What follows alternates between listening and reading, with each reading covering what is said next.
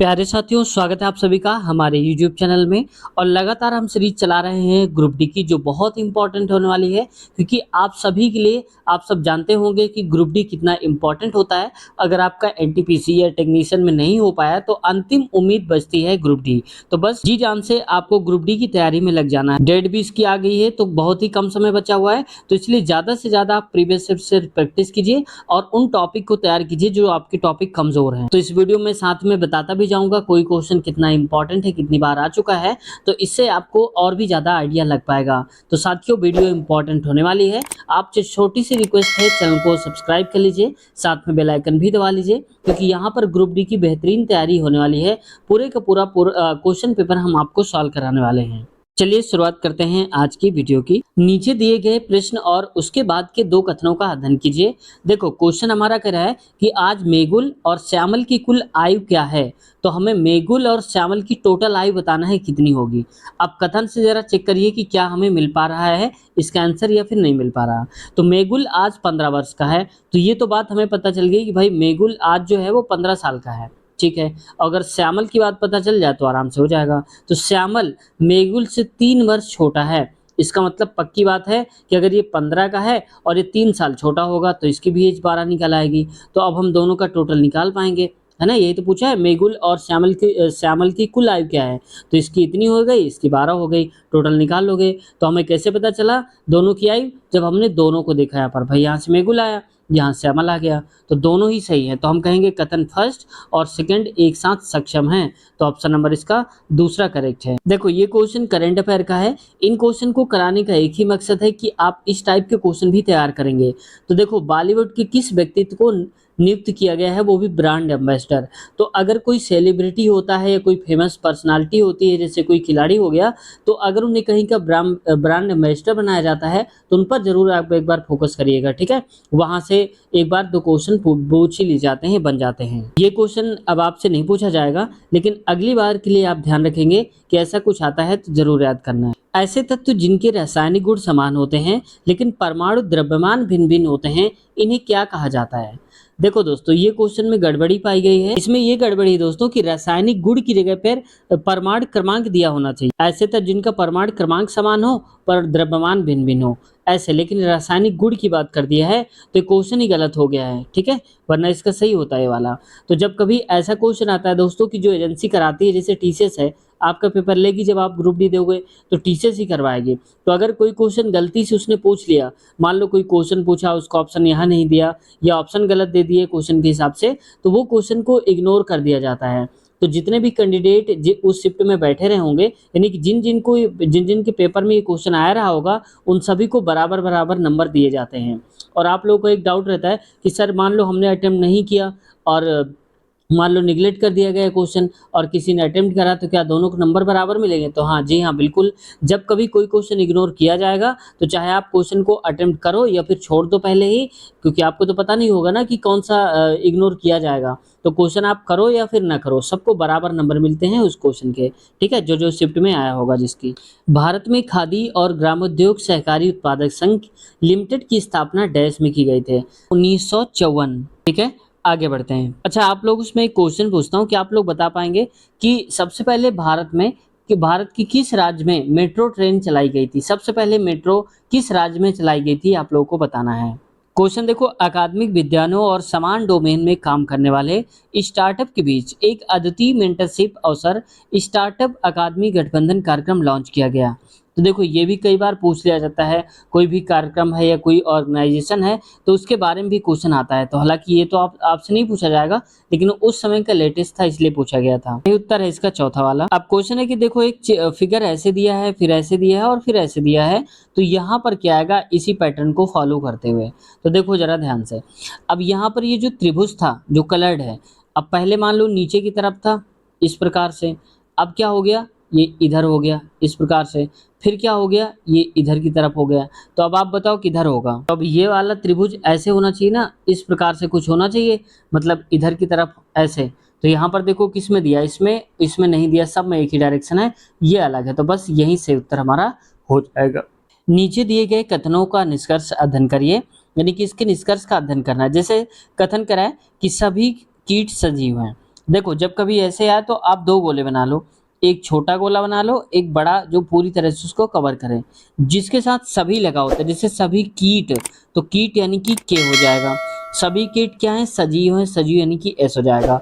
अगला कह रहा है सभी तितलियाँ कीट हैं, तो सभी तितलियाँ कीट हैं। इसका मतलब कीट के अंदर भी एक छोटा-सा गोला होगा जो कि आ जाएगा यहाँ पर तितलियाँ। यानी कि इस प्रकार से कुछ बनेगा। अब निष्कर्ष क्या कह रहा है कि सभी तितलियाँ सजीव हैं। तो देखो सभी तितलियाँ यानी कि टी, सजीव, सजीव तो इसके ऊपर है, तो इसका मतलब सभी तितलियाँ जितनी भी हैं ये एस के अंदर आती हैं। तो ये तो पहले बात तो सही हो गई। दूसरा है कि सभी कीट तितलियाँ हैं, तो सभी कीट का मतलब जितने भी के हैं ना वो सब तितली यानी कि टी के अंदर आते हैं। तो क्या ऐसा है क्या?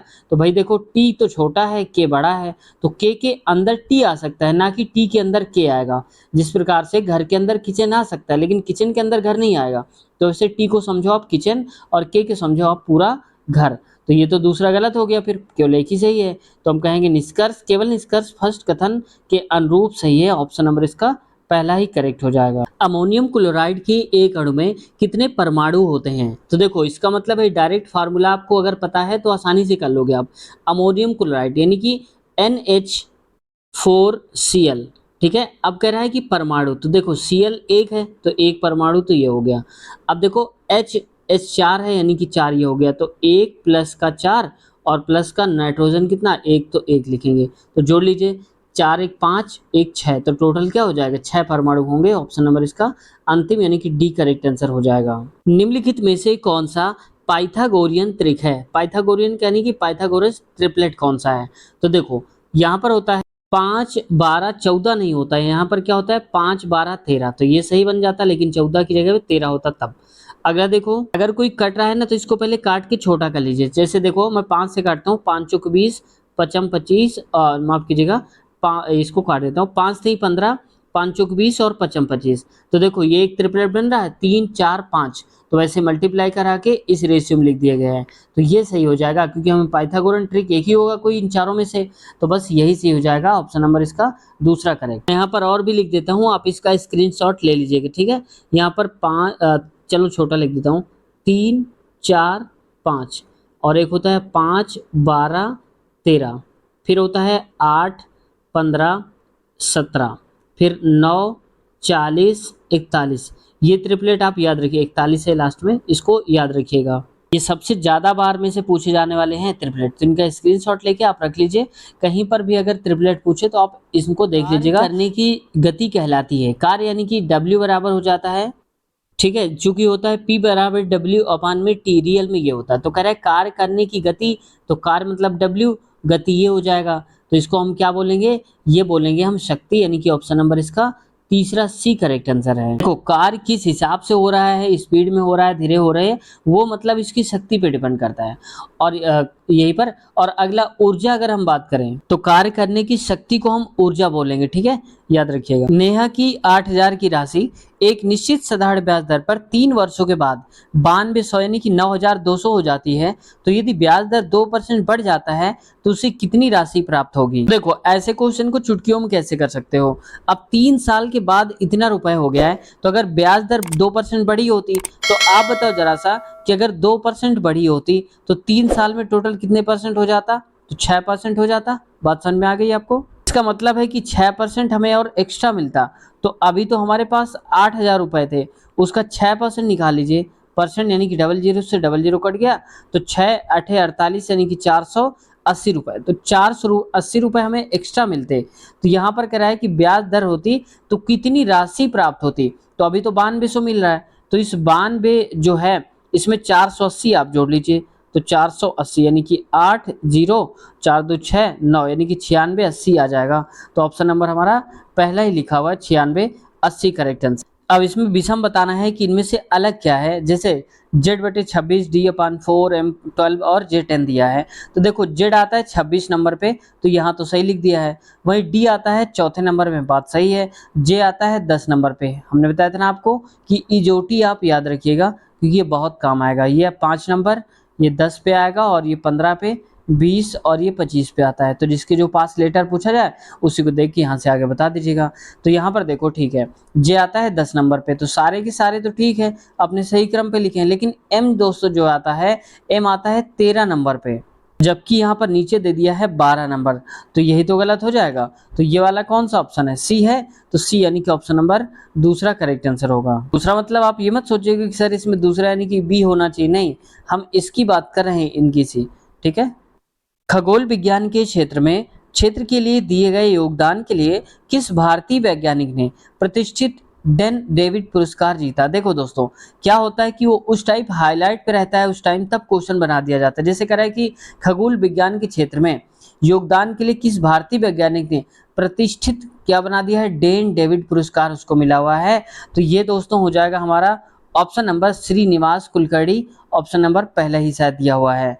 देखो दोस्तों, ये क्वेश्चन अब आपसे नहीं पूछा जाएगा, अब लेटेस्ट क्वेश्चन आएगा कि डेविड पुरस्कार किसे मिला, या और भी तमाम प्रकार के सरस्वती पुरस्कार किसे मिला। पुरस्कार पर एक बार आपको नजर फेर लेनी चाहिए। विकल्पों में से उस संगठन को पहचाने जो शेष से भिन्न है, यानी कि इनसे अलग होगा। दोस्तों देखो, करंट अफेयर का क्वेश्चन क्या है, इसको कह सकते हो कि जीएस का भी क्वेश्चन है। आईआईएम कहाँ पर स्थित है, बेंगलुरु में स्थित है, ठीक है। आईआईएम जो कोझिकोड में स्थित है, अहमदाबाद में भी है, लेकिन बेंगलुरु में नहीं है। यहाँ पर देखो ना, आईआईएससी बोल दिया है, तो गलत हो गया है। दोस्तों, निम्न में से किस तत्व का आयन सबसे बड़ा होगा, सबसे बड़ा आयन पूछा है। तो अगर हम पीरियोडिक टेबल को देखें, तो अगर हम समूह में नीचे की तरफ आते हैं पीरियोडिक टेबल में, तो हमारे परमाणु का आकार बढ़ता जाता है, यानी कि पहले ये होगा, फिर इससे बड़ा, फिर इससे बड़ा, और ऐसे करके। लेकिन अगर हम वहीं पर आवर्त में चलेंगे, यानी कि बाएं से दाएं की तरफ चलेंगे, तो परमाणु का आकार छोटा होता जाएगा, यानी कि कुछ इस प्रकार से होता जाएगा, ठीक है। कब, जब हम बाएं से दाएं जाते हैं, लेकिन ऊपर से नीचे आएंगे तो परमाणु का आकार बढ़ेगा। अब यहाँ पर पूछा है आयन सबसे बड़ा, तो आयन वही होगा जिसका परमाणु का आकार सबसे बड़ा होगा। तो सबसे बड़ा कौन होगा, अगर हम इधर की तरफ चल रहे हैं तो सबसे पहले वाला बड़ा होगा। तो देखो, सोडियम का होता है 11, ठीक है, और इसका होता है 12, इसका होता है 13 परमाणु क्रमांक, इसका होता है 14। यानी कि अगर आप इधर से चलोगे ना 11 से इधर की तरफ, तो इसका मतलब जो पहले आएगा वो सबसे बड़ा मिलेगा। तो सबसे बड़ा मतलब क्या है, सोडियम है, तो ये हो जाएगा, क्योंकि 11 12 तो इधर आएंगे ना ऐसे करके, तो ये छोटे हो जाएंगे, ये सबसे बड़ा होगा। तो ऑप्शन नंबर इसका तीसरा करेक्ट आंसर हो जाएगा। अगला क्वेश्चन है दोस्तों इसके ऊपर वाला जो आप लोग सोच रहे होंगे ना, दूसरा वाला हमने छोड़ दिया, छोड़ा नहीं है, वो करंट अफेयर का क्वेश्चन था जो आपकी काम का नहीं है, इसलिए हमने उसको छोड़ दिया, ठीक है। जो लेटेस्ट करंट अफेयर होते हैं या आप भी काम आ सकते हैं, उनको हम एक बार जरूर बता देते हैं, तो आगे भी बताएंगे अगर आएंगे। तो देखो, अगला है, एक वस्तु को 270 रुपए में बेचने पर आपको 10% की हानि हुई, 10% लाभ के लिए उस वस्तु का बिक्री मूल्य कितने रुपए होना चाहिए। तो देखो, 10% की हानि हो रही है, 10% का लिख सकते हैं हम 10, यानी कि नीचे 100, जीरो काटोगे तो 1/10 आएगा, यानी कि 10 रुपए की चीज थी, 1 रुपए कम में बेचा, तो क्या बोलेंगे, 9/10 हो जाएगा। अब ये इतने रुपए में बेचा, 270 रुपए में, हमने बेचा 9 रुपए में, तो हम कहेंगे 9 रुपए की वैल्यू क्वेश्चन के हिसाब से 270 दिया है, तो एक की वैल्यू 9 3 27 यानी कि 30 हो जाएगी। जब एक की वैल्यू 30 हो जाएगी, तो 10 की वैल्यू क्या होगी, एक जीरो और बढ़ा दीजिए, यानी कि हम वस्तु खरीद कर लाए थे 300 रुपए में। अब 10% का हमें लाभ चाहिए, तो 10% का मतलब 1/10, यानी कि एक ऊपर जोड़ेंगे, अब तो प्लस हो रहा है ना क्योंकि लाभ मिल रहा है, तो 10 रुपए में 1 रुपए लाभ, यानी कि 11/10 हो जाएगा। तो अब 10 की वैल्यू दिया है यहाँ पर, तो क्रय मूल्य हमारे हिसाब से 10 रुपए, और क्वेश्चन के हिसाब से 300 रुपए, जीरो जीरो काट दीजिए, एक और काट दीजिए, तो एक की वैल्यू हो जाएगी 3, समझ में आया। माफ कीजिएगा, यहाँ पर 30 रहेगा, ये जीरो एक ही है यहाँ पर, तो 10 की क्या है, यहाँ पर दिया है एक की वैल्यू 30 हो जाएगी, और हमें निकालना है 11 की वैल्यू, तो 30 गुणे 11 कर दीजिए, तो 11 3 33, यानी कि 330 रुपए हो जाएगा, जो कि ऑप्शन नंबर तीसरे वाले में दिया है, करेक्ट आंसर हमारा हो जाएगा। दोस्तों, एक थैले में ए लाल, बी पीले और सी हरे टोकन है। यदि ए अनुपात बी इतना है और बी अनुपात सी इतना है, और ए बी सी की वैल्यू बताना है, तो चलो देखते हैं। तो यहाँ पर लिख लीजिए तीनों, ए अनुपात बी और अनुपात में सी।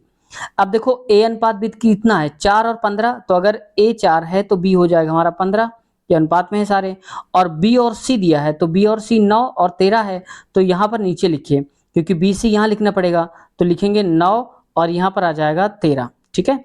अब आगे बोला जा रहा है, यहाँ पर ठीक है, हो गया पूरा, ए बी सी तीनों की बतानी, तो चलिए देखते हैं। यहाँ पर 15 है तो इसके सामने 15 लिख दीजिए, यहाँ पर 9 है तो इसके सामने 9 लिख दीजिए। अब इसको देखते हैं, सॉल्व करते हैं, थोड़ा छोटा कर लेते हैं। देखो, 3 से काटेंगे, 3 5 15, 3 3 का 9 और 3 3 का 9, इसका मल्टीप्लाई कराइए तो 4 3 12 हो जाएगा, और यहाँ पर 15 3 45 और 13 5 65 हो जाएगा, तो 12 45 और 65 आएगा, जो कि 12, 45, 65 अंतिम ऑप्शन में दिया हुआ है। सुधीर त्रिपाठी को डैश का मुख्य सचिव नियुक्त किया गया है। तो देखो ये क्वेश्चन अब आपसे नहीं आएगा, ऐसे क्वेश्चन मैं छोड़ता हूँ इसीलिए क्योंकि अब आपके काम के नहीं है। बस ये देख लिया करिए कि मुख्य सचिव की बात करी जा रही है, तो बस मुख्य सचिव आप देख लीजिएगा कहीं कुछ बनाया तो नहीं गया, कोई राज्यपाल किसी राज्य के बनाया तो नहीं गए, नए अपॉइंटमेंट किए गए हों या कोई चेंज किया गया हो, ट्रांसफर हुआ हो किसी का, तो ऐसे भी आप याद रखिएगा। तो मुख्य सचिव ये झारखंड आंसर था, लेकिन अब आपके काम का क्वेश्चन नहीं है। अच्छा आप लोग बताइए कि वर्तमान समय में जो हाईलाइटेड है वो बिहार है, क्योंकि चुनाव आने वाले हैं। तो आप लोगों को बताना है कि बिहार के वर्तमान समय में जो गवर्नर हैं, राज्यपाल हैं, वो कौन है बिहार के। अब देखो ये फिगर दिया है और इसमें क्या रहा है, इन द सर्कल अबव, यानी कि ऊपर जो सर्कल दिया गया है कॉर्ड ए बी, तो ए बी यहाँ पर एक कॉर्ड है, यानी कि ये अब कह रहा है is extended to meet the tangent DE. अब कह रहा है इसको और बढ़ाया जाता है ताकि डीई आपस में मिल जाए, कहां पर, डी पॉइंट में मिल जाए। अब क्या होता है, अगर ए बी की वैल्यू 7 सेंटीमीटर है, चलो मैं इसको और क्लियर कर देता हूं। यहां पर कह रहा है ए बी को 7 लिखा गया, तो यहां से यहां तक की 7 डिस्टेंस है, और एंड बी डी इज 9, तो बी डी यहां पर 9 दे के रखा है, ये इसको 9 कर लीजिए यहां से यहां तक। तो बताना है find the length of D, यानी कि ये मान लो हमने मान लिया कि x बताना है, तो इसके लिए दोस्तों फार्मूला क्या होता है, ई डी स्क्वायर, यानी कि इसका स्क्वायर होता है, तो एक्स स्क्वायर बराबर में हो जाएगा डी ए का मतलब है टोटल दूरी, तो 9, 7, 16, तो 16 और गुणे में ये कितनी हो जाएगी, ये हो जाएगी बी डी। तो पहले ये पूरा स्क्वायर फिर बी डी कितना है 9, तो एक्स स्क्वायर की वैल्यू बतानी है, तो 16 अगर हम एक्स की वैल्यू निकालेंगे तो 16 गुणे 9 करेंगे, अंडर रूट आएगा, तो 16 का होता है 4 और 9 का होता है 3, तो 4 3 क्या आ जाएगा 12 आएगा, तो x की वैल्यू 12 हो जाएगी, जो कि हमें पूछा था, यानी कि डीई की लेंथ 12 है, तो ऑप्शन नंबर इसका पहला करेक्ट आंसर हो जाएगा। अगला है दोस्तों क्वेश्चन, देखो इसमें पीडीएफ भी कुछ ऐसी ही कि अगर मैं जूम करूंगा तो फिर ऑप्शन नहीं आ पाएंगे। तो कह रहा है भिन्न विकल्प का पता लगाइए, इनमें से जो एकदम अलग दिख रहा हो उसको बताना है। तो जरा ध्यान से देखो, यहाँ पर 90 डिग्री बन रहा है, इसमें भी 90 डिग्री बन रहा है, और यहाँ पर भी 90 डिग्री है, और ये 90 डिग्री से ज्यादा है, 90 नहीं है, तो बस ये तो सही हो जाएगा हमारा। अलग बताना था तो अलग हमारा ये हो जाएगा सी वाला। अगला देखो विषम की पहचान कीजिए, इसमें भी अलग बताना है क्या है। तो देखो ये दोनों सिंबल है, ये भी सिंबल है, beta gamma, alpha beta gamma, ये तीनों सिंबल है, जबकि एन क्या है, एक नंबर है, लेटर है कह सकते हो, जबकि ये साइन है सारे के सारे। तो एन कोई साइन नहीं होता है, एक लेटर होता है, तो बस डी अलग है, तो डी यानी कि ऑप्शन नंबर तीसरा करेक्ट आंसर हो जाएगा। CO2 के 10 मोल्स का द्रव्यमान कितना है। तो पहली बात हमें CO2 के 1 मोल का द्रव्यमान पता होना चाहिए। चलिए देखते हैं, तो देखो CO2 लिखा है, तो C यानी कि कार्बन का 6 होता है, और इसका परमाणु द्रव्यमान अगर बात करें तो 12 होता है, ऑक्सीजन का होता है 8, और 8 यानी कि द्रव्यमान 16, तो एक परमाणु का 16, तो इसमें 2 है, तो 2 दूनी 32, यानी कि 12 प्लस का 32, तो ये आ जाएगा कितना 44 आएगा। तो ये माफ कीजिएगा 44 लिख दो आप इसको, ये 44 हो जाएगा। तो 1 मोल में तो देखो 44 हो गए, तो जब 1 मोल में 44 है, 10 मोल में यानी कि 10 से गुणा करा दीजिए, तो 440 हो जाएगा, जो कि ऑप्शन नंबर इसमें दूसरा वाला दिया है करेक्ट आंसर हो जाएगा। The value of universal gravitational constant, यानी कि सार्वत्रिक गुरुत्वाकर्षण जी वाज डिस्कवर्ड बाय, यानी कि सार्वत्रिक गुरुत्वाकर्षण जी की खोज किसने करी थी। तो ये दोस्तों करी थी हेनरी कैवेंडिश ने, ऑप्शन नंबर इसका पहला करेक्ट आंसर हो जाएगा, हेनरी कैवेंडिश ने खोजा था। अब देखो जी की वैल्यू पूछ लिया जाता है, 6.67 गुणे 10 की पावर -11 न्यूटन मीटर स्क्वायर पर केजी स्क्वायर होता है, केजी स्क्वायर याद रखिएगा, पूछा गया है 2-3 बार, ग्रुप डी में आ चुका है। कभी कभार ये वैल्यू पूछी गई है, कभी कभार इसका मात्रक पूछा गया है, ये दोनों ही इंपॉर्टेंट हैं। तो 6.67 गुणे 10 के पावर -11, और मात्रक बोले तो न्यूटन मीटर स्क्वायर पर किलोग्राम स्क्वायर। अगला है भारतीय अमेरिकी लेखक श्याम सरन द्वारा निम्नलिखित लिखित पुस्तक की पहचान करिए, यानी कि श्याम सरन जो है कौन सी पुस्तक के लेखक हैं। तो दोस्तों इसका सही उत्तर हो जाएगा हमारा ऑप्शन नंबर दूसरा, the how India is the world. Find the fraction equivalent to 17/24 whose numerator is 51। अब देखो कह रहा है हमें ऐसा फ्रैक्शन बताना है जिसका न्यूमरेटर 51 हो। तो देखो 51 तो सभी में देख रखा है, अब ये कह रहा है कि 17/24 के इक्विवेलेंट हो, अगर हम इसको कट करें तो आंसर इतना ही आना चाहिए। ठीक है, अब चलिए देखते हैं, अगर हम इसको आधा करते हैं ना, तो 48 का आधा 24 हो जाएगा, लेकिन 51 का आधा 17 थोड़ी हो पाएगा, तो ये तो पहले ही कट गया, ठीक है, इसको लिख लीजिए, यहाँ पर 24 था, तो ये तो गलत हो गया। अगला कह रहा है 51। मान लिया कि हमने 51 है, 51 यानी कि अगर हम 3 से गुणा करा दे तो 17 3 51 आ जाएगा ऊपर। अब यहाँ भी 3 से गुणा कराएंगे तो 3 3 चौको 12, 3 दूनी 6, 1 7 यानी कि 51 72 आएगा। तो देखो 51 72 दिया भी है, तो ऑप्शन नंबर इसका बी करेक्ट आंसर हो जाएगा हमारा। किसी मिश्र धातु की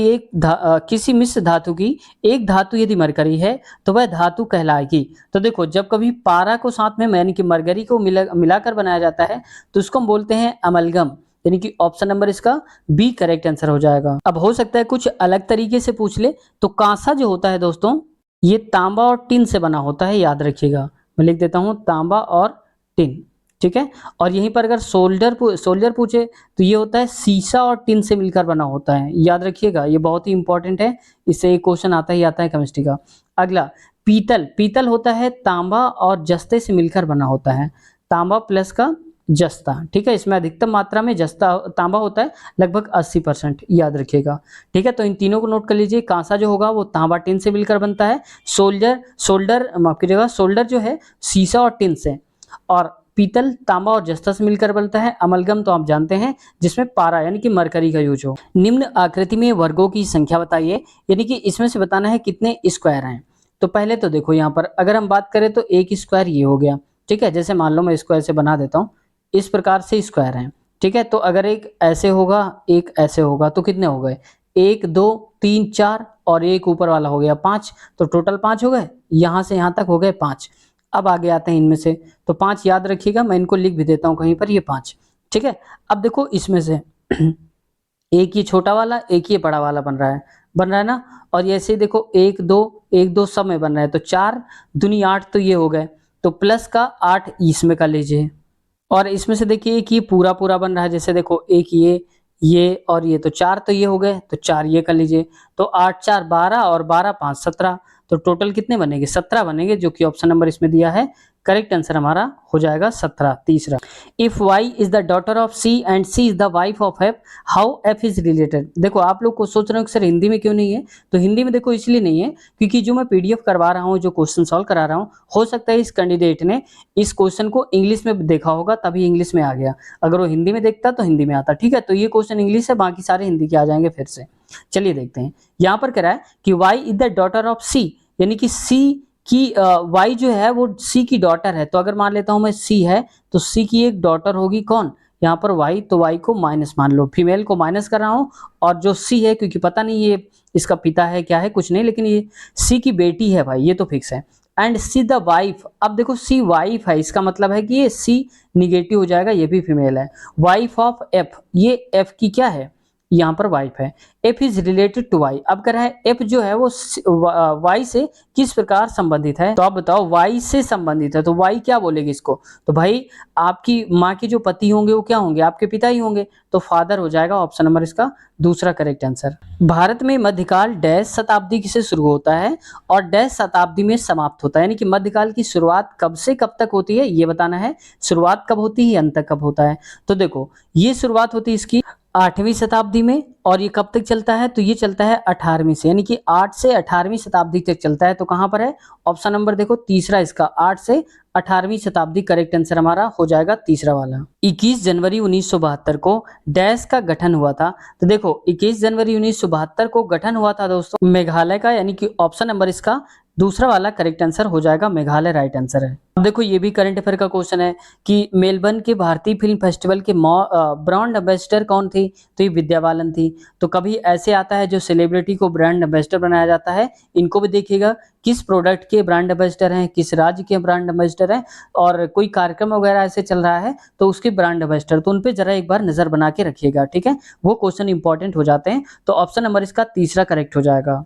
मानव में नर युग्म निम्न में से कौन से गुणसूत्र का वाहक होता है, देखो मानव में नर की बात करी जा रही तो कौन से गुणसूत्र होते हैं, तो देखो दोस्तों जो नर होता है उसमें या तो x गुणसूत्र होंगे या तो y होंगे, ये दोनों होते हैं, ठीक है।